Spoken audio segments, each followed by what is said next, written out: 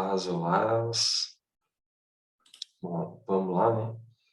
Nosso vídeo do dever de casa.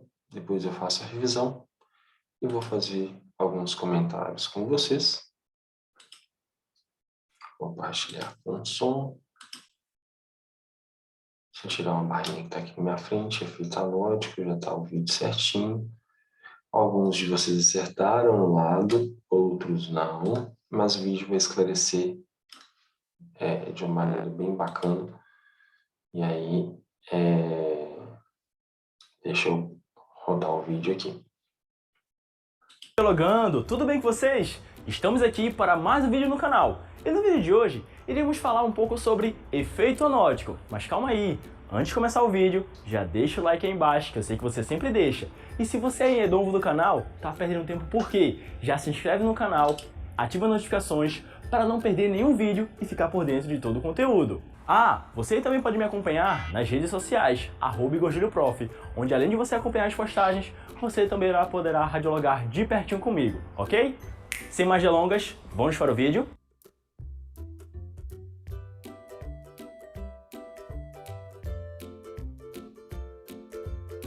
Bom pessoal, no vídeo de hoje eu irei falar para vocês um pouco sobre física, mas é algo bem mais específico em relação ao efeito anódico. O efeito anódico, por sua vez, ele geralmente ocorre no tubo de raio-x. Mas para existir o efeito anódico, antes tem que existir a produção do raio-x. Então vamos recapitular um pouquinho?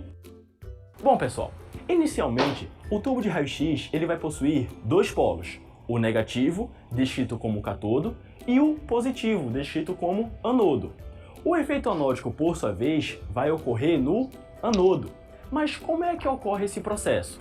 Os elétrons, eles são produzidos em relação ao filamento, que fica no lado do cátodo. Os elétrons, por sua vez, vão percorrer um curto intervalo no espaço até interagir no anodo. Nessa interação, em relação ao raio-x de frenagem, há basicamente uma distribuição energética. Ou seja, no tubo de raio-x, em cada ponto da janela, os feixes de raio-x vão sair com energias diferentes. Mas por quê? É simples. No lado do anodo vai existir um filtro inerente. O que é que significa inerente? É o que faz parte. O próprio anodo ele vai atenuar, ou seja, ele vai diminuir a quantidade de radiação dos fótons de raio-x que saem por aquele lado. Então como é que ocorre?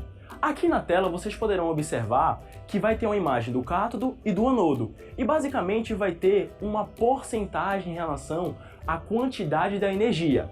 No lado do anodo, por sua vez, vai ter uma quantidade de energia menor comparada ao cátodo, que não vai ter esse filtro inerente. Significa que, no lado do cátodo, os fótons de raio-x saem livremente, sem nenhuma barreira. Já no lado do anodo, devido ao fato de ter um filtro inerente, parte desses raios-x vão ser absorvidos. Só que eles não vão ser absorvidos completamente. Sabe quem está enchendo o bolso graças ao seu dinheiro? A indústria de refrigerantes. Todo ano. E sim parcialmente. Por isso que, no anodo, os fótons de raio-x têm uma energia menor comparada ao cátodo. Devido ao fato do anodo atenuar parte dessa energia, o nome deste fenômeno é descrito como efeito anódico, exatamente porque parte da radiação é atenuada em relação ao filtro inerente do anodo. E isso vai existir sempre que houver uma produção de raio-x. Houve exposição de raio-x, houve efeito anódico. Bom pessoal, e por que a gente deve conhecer o efeito anódico? É simples. Quando você vai realizar algum exame, principalmente radiográfico, é importante você colocar o anodo para a região menos espessa da estrutura. Por exemplo, digamos que a gente vai radiografar a mão. A mão tem a região do carpo e tem a região das falanges. Para qual lado a gente deve posicionar o anodo? É muito simples. Como a falange tem uma espessura menor que a região do carpo, para essa região das falanges, a gente deve posicionar o anodo. E para essa região, a gente deve posicionar o cátodo. Por quê? Vai ter mais radiação aqui do que aqui, comparado ao anodo. Então, isso vai favorecer para uma boa qualidade de imagem. É para isso que a gente deve conhecer a importância do efeito anódico e aplicar este efeito para as regiões menos espessas. Tá, professor, e como é que eu vou identificar para que lado vai estar o anodo? Existem duas formas simples e básicas de você identificar. Quando você conhecer um equipamento de raio-x, você vai observar que vai ter uma instalação. Geralmente os fios eles vão ficar no cabeçote na parte do anodo. Então, quando você observar um cabeçote em relação a um equipamento de raio-x, vai ter dois lados. O lado que tiver o encaixe dos fios, esse lado é o lado do anodo. O lado que estiver mais livre é o lado do cátodo. Então, visualmente, você consegue identificar qual é o lado do anodo e qual é o lado do cátodo para que você possa aplicar corretamente o efeito anódico durante a realização de algum procedimento. Bom, pessoal, esse foi o primeiro ponto. E qual é a segunda forma de você identificar o efeito anódico? Identificar para que lado está o anodo. É simples. Vamos dar a seguinte suposição. Digamos que eu estou aqui no book mural e aqui na frente vai ter uma ampola redirecionada exatamente para mim. A parte de cima dessa ampola é exatamente onde vai ficar o anodo e a parte de baixo é exatamente onde vai ficar o cátodo.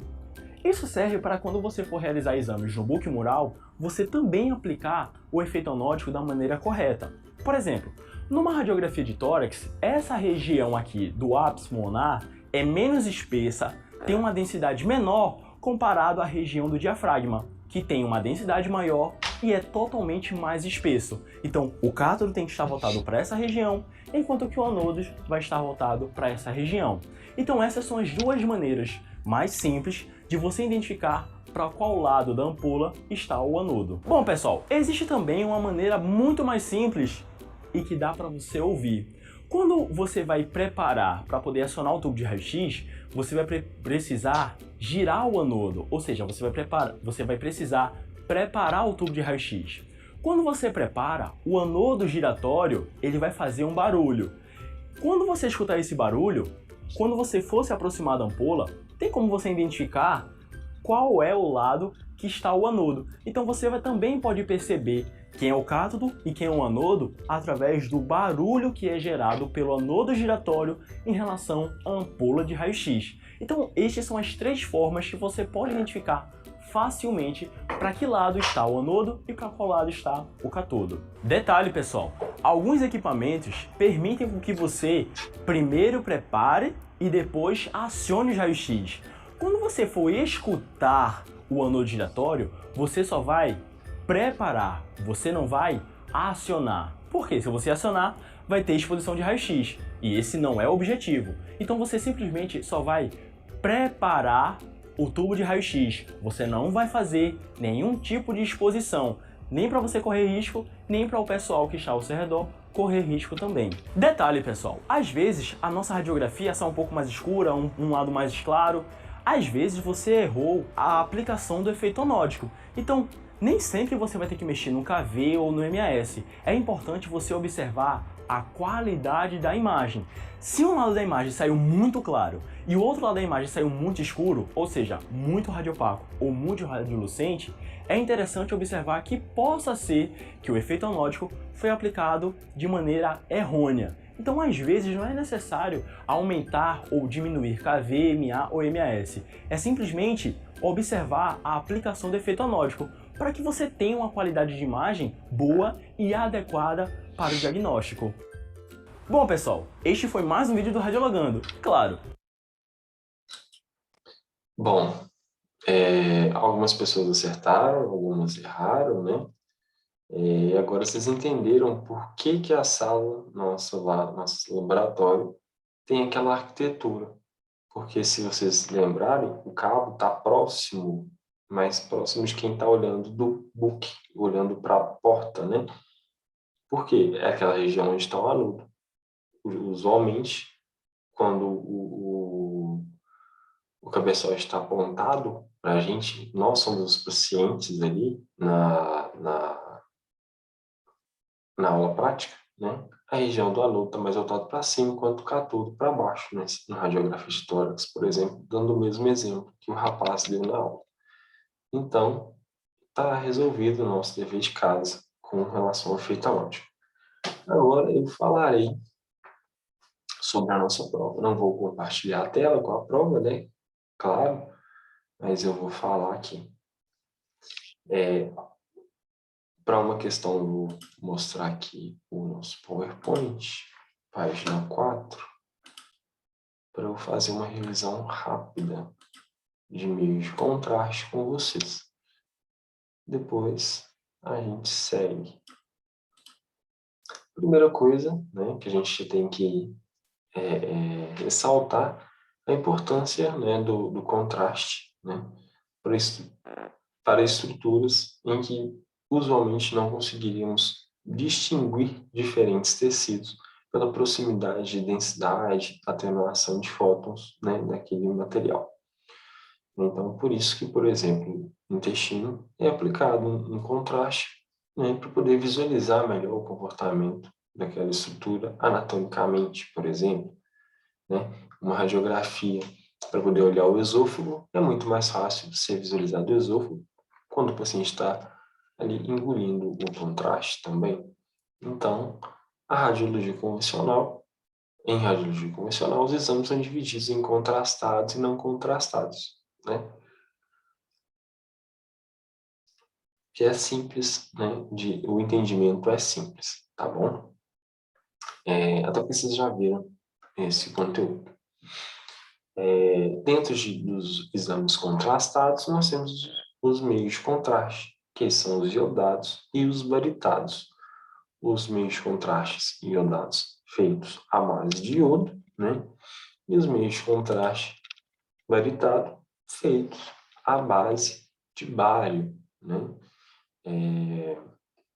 Aí, no caso, administrado sulfato de bário para o paciente, né? Outro contraste, porém, não é um contraste voltado, né, para exame diagnóstico convencional, né, é o gadolínio, que é utilizado na ressonância magnética. Então, temos contraste nos exames contrastados. Em convencional, é iodado e baritado. Gadolínio não entra, porque gadolínio é ressonância magnética. Mas o nosso material, eu trouxe a existência aí do gadolínio para fazer esse ressalvo para vocês, para relembrá-los, porque gadolínio é um meio de contraste, só não é um meio de contraste convencional, né? Ele é voltado para a ressonância magnética. Deixa eu ver.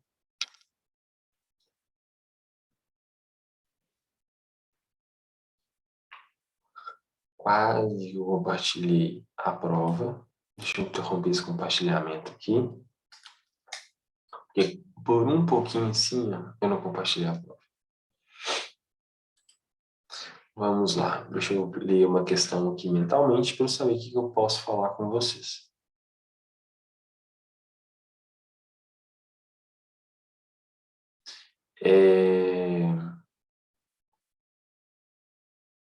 Com relação aos marcos topográficos, né, a gente precisa só dar uma relembrada, que são importantes, né, dos nossos posicionamentos, quaisquer que sejam os posicionamentos. Vocês verão alguns outros marcos para crânio, em posicionamento 3, vocês viram marcos topográficos importantes, em posicionamento 1, né, voltados ali para as mãos, pés, antebraço, braço, ombro, perna, coxa, tornozelo. Na nossa disciplina, vocês viram cisura jugular, processo tifoide, arco costal, C7, crista ilíaca, eias, trocânter, né? Nós vimos bastante marcos topográficos que estão ali para auxiliar, né? Nós visualizarmos estruturas, né? Pelo menos, né, ou imaginarmos onde estão aquelas estruturas, a fim de facilitar o nosso processo de aquisição de imagem, né? Para nós termos como referência, né? Para poder fazer a aquisição da imagem. Então, por exemplo, tórax, nós temos marcos de cisura jugular na frente, C7 atrás, né? Arco costal inferior, Bom, eu não consideraria os mamíferos como marcos topográficos, porque eles vão variar muito, tipo assim, não que C7 não varie, né? Mas C7 ele vai estar ali sempre no lugar de C7. O mamilo, por exemplo, né? Principalmente muito utilizada em relação à radiografia de tórax, ela pode variar de paciente para paciente. Então, eu não usaria o mamilo como um indicativo de marco topográfico. Para abdômen, nós tivemos alguns marcos também. O diafragma, nós tivemos, né, entre aspas, ele um marco, mas muito utilizado pela margem costal inferior, né? Mas para abdômen nós tivemos crista ilíaca, eias. Para pelve nós também tivemos crista ilíaca, eias. Umbigo eu também não marcaria como um marco topográfico devido à variação anatômica poder movimentar muito o umbigo, né? Isquio, nós indiretamente, né, utilizamos, não está no nosso material, o isquio, se eu não me engano. Qual mais? Eias, espinha ilíaca, póstero superior também utilizamos, mas não está no nosso material. Crista e trocânter, né? Então, nós tivemos vários marcos topográficos importantes, muitos, por exemplo, crista ilíaca, presente tanto nas assistências de abdômen quanto nas assistências de pelve, né? Então, nós tivemos essas variações aí, perdão, essas variações significativas aí de marcos topográficos. Deixa eu dar uma olhada na questão de novo.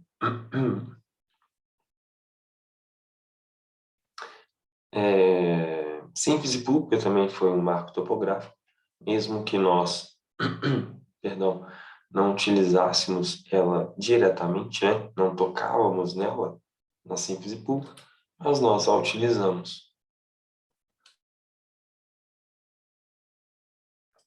Bom, mesmo não tocando na síntese pública do paciente, nós a utilizamos como referência, né? Deixa eu ver aqui mais algum.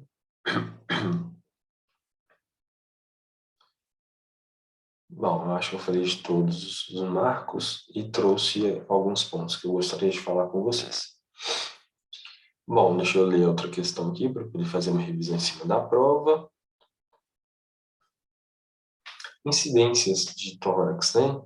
Tanto incidências em ortostatismo quanto em decúbito, os braços devem estar afastados do corpo para evitar sobreposição. Isso é informação básica já que vocês já conhecem. Incidência em perfil, né, seja de tórax, seja de abdômen, paciente em perfil mais em decúbito lateral, joelho flexionado para dar uma estabilidade, novamente braços fora da região de interesse, tórax ou abdômen, para evitar sobreposição, que são já pontos bem cruciais, né, para a gente. Deixa eu ver outra coisa aqui. É até bom comentar antes da prova isso que eu acabei de ler. O que eu pensei aqui? Tanto incidência de tórax, abdômen e pelve, é interessante que não haja rotação da coluna, né? Muitas das vezes observado pela eias, pela altura da eias, cadê a câmera? Da eias com a mesa, né? Então, por quê? Porque se elas estiverem rodadas, podem ser indicativos, né, que a pelve está torta, né? Se a pelve está torta, né, o paciente pode estar rodado, né? Então, cadê a câmera de novo? Ele pode estar rodado, não inclinado, igual meu pescoço está, mas ele seja rodado, igual agora meu pescoço está, 45 graus para a minha esquerda. Isso pode causar distorção, né, na nossa radiografia, é um efeito ruim para a nossa radiografia. Então, seja para radiografias de tórax, abdômen e pelve, tanto o perfil que a coluna esteja rodada, né, que é o nosso eixo de movimentação principal, isso pode ser prejudicial para a nossa radiografia. Isso é importante salientar com vocês. tanto a rotação quanto a inclinação também, né? O meu pescoço está inclinado para a minha direita. Já que vocês têm dificuldade de direita e esquerda, minha cabeça está inclinada para a direita, e isso pode influenciar nas minhas radiografias de tórax, por exemplo, né? Porque minha coluna cervical está alinhada com a minha, está articulada, melhor dizendo, com a minha coluna torácica. Então é importante esse referenciar esse assunto com vocês. Deixa eu ver aqui.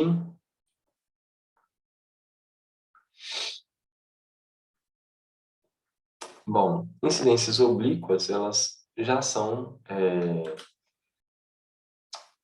rotacionadas de maneira adequada, mas é o objetivo, né, da nossa incidência. Mesmo a incidência oblíqua, que se tiver rotacionada fora do eixo de rotação, ela vai sair pejorativa, né, vai sair prejudicial, melhor dizendo, para a nossa radiografia. Então, se atentem a isso. Mesmo a incidência oblíqua, se ela estiver rotacionada ou inclinada além do que precisa, além do que a incidência pede, isso pode ser um efeito ruim para a nossa radiografia.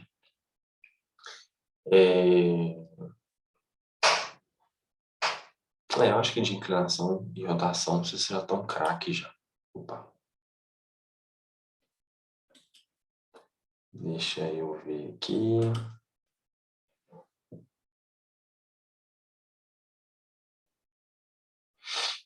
que eu preciso falar agora?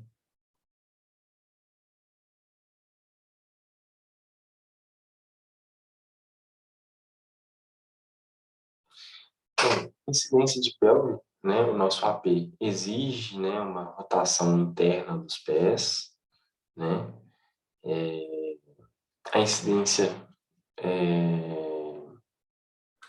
essa rotação vai fazer com que o trocante menor dê uma escondida, né, atrás do fêmur, que é uma peculiaridade, né, da nossa incidência de AP, enquanto a incidência de RAM, o joelho flexionado ali 90 graus e a angulação da perna, né, do paciente com a mesa por volta de 40 a 45 graus. É um outro ponto peculiar, né, da nossa incidência no AP de RAM. Nós temos também para a pelve, temos incidência de axial de entrada, né, com 40 graus.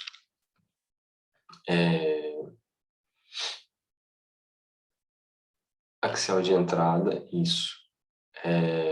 Com 40 graus angulado caudal, de forma caudal, né, tanto para homem quanto para mulher.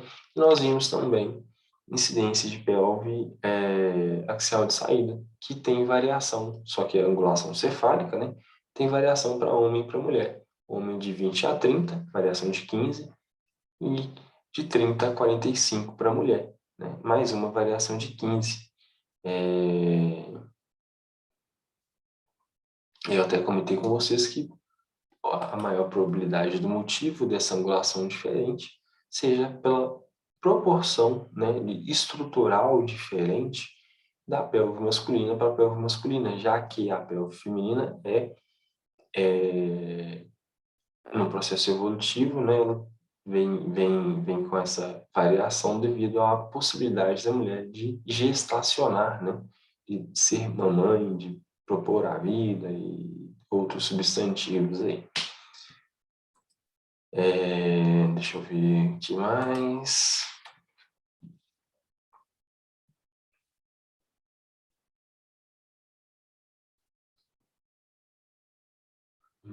É importante falar, não só para a nossa disciplina, mas para as outras também, de posicionamento, nem sempre quando falar que é uma incidência oblíqua, né, vai ser só 45 graus. No entanto, que algumas incidências podem pedir de 40 a 45, né, 15 graus, 20 graus, e ser oblíqua, tá? Não se atém a oblíqua só a 45 graus. Tá certo que a maioria que a gente conhece é 45, mas nem sempre vai ser só 45, tá? Bom, deixa eu ver. Ah, tá, tórax. Nós vimos algumas, né? Nós vimos AP, PA, vimos oblíquas, oblíquas anteriores, o braço próximo ao receptor fletido, né, voltado para trás, enquanto o braço distante do buque, na altura da cabeça. Enquanto incidências posteriores, oblíquas posteriores, braço mais próximo do receptor na cabeça e o braço mais distante, fletido e na região do quadril.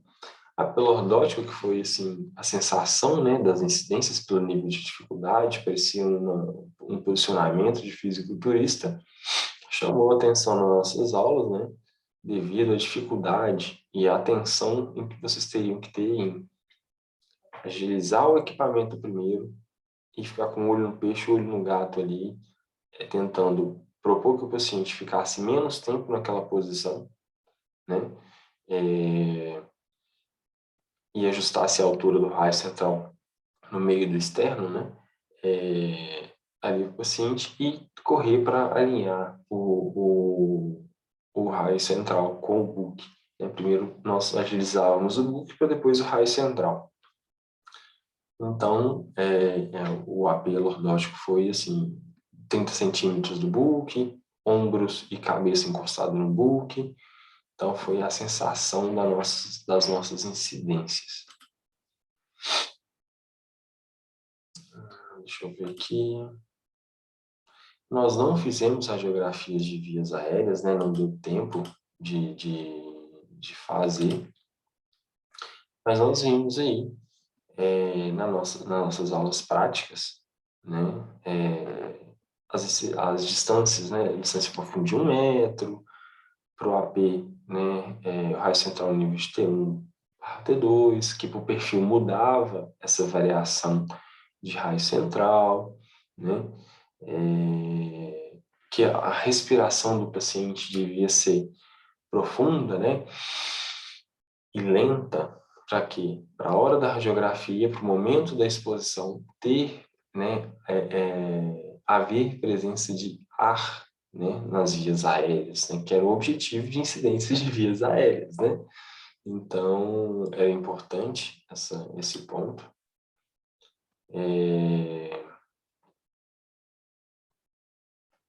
Bom, eu acho que é isso. Eu acho que não tem muito para onde fugir com a prova, não. Tá? Uma prova bem tranquila, tá? Não fiquem nervosos, ansiosos. Eu gostaria de agradecê-los aí, né? Eu peguei 2 turmas excelentes para dar a mesma disciplina. Eu acho que eu fui muito privilegiado com isso, que começou no mesmo dia e terminou no mesmo dia. E 2 turmas muito boas, muito participativas, muito entregues aí, que foi a RADS 06M e a RADS 07M, né? Caminharam juntas nas aulas práticas. Gostaria de agradecer a vocês, né? Pelo companheirismo, pelo tempo juntos, e agradecê-los aí, e nos encontraremos. Alguns a gente pode se encontrar em algumas outras disciplinas, e nos corredores aí do grau, no que vocês precisarem. Vocês têm meu contato, vocês têm meu e-mail. Se daqui a um tempo precisarem de alguma coisa, estou aí às ordens. Não tenho o telefone dele mais, mas mandei a atividade para ele via e-mail. Então, eu vou lá procurar e mando um e-mail para ele.